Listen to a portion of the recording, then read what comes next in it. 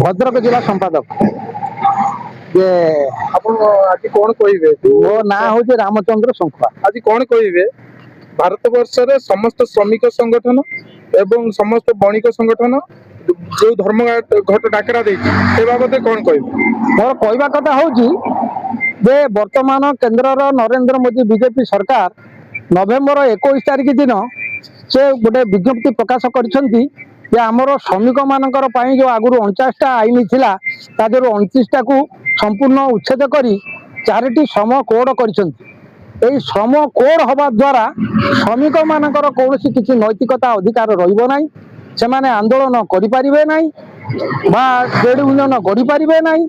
एई सब जो श्रमिकों को पूरा कीटदास परिणत कर दिया जाइए तार प्रतिवाद करी सारा भारत में 10टी केंद्रीय ट्रेड यूनियन यही आह्वान देइछंती जे सरकार जो श्रमिक विरोधी श्रम कोड ताकू बातिल करने पाई आज 12 माने फेब्रुआरी 12 सारा भारत में धर्मघट अनुष्ठित होउची। आमे दाबी करूचु जे सरकार ये जो श्रमिक विरोधी कोड आनिछंती ताकू अविलंब प्रत्याहार करू। ये हूँ प्रथम दाबी। तापर द्वितीय दाबी आमर अच्छी कृषक मान विरुद्ध रे सरकार जो मिनिमम सपोर्ट प्राइस जोटा सरकार घोषणा करती मूल्य बसाती शस्यजात पदार्थ उपर तार माने आईनगत ग्यारंटी दिंतु आउ ता सहित 2025 मसीह से गोटे विद्युत बिल आनिछंती जो बिल फल आम माने जो व्यवहार करुछंती विद्युत मीटर से मीटर परिवर्ते प्रीपेड स्मार्ट मीटर लगे जोटा कि आम आगे पैसा देकी पछरे व्यवहार करवा सेटा को बंद करने कहचु।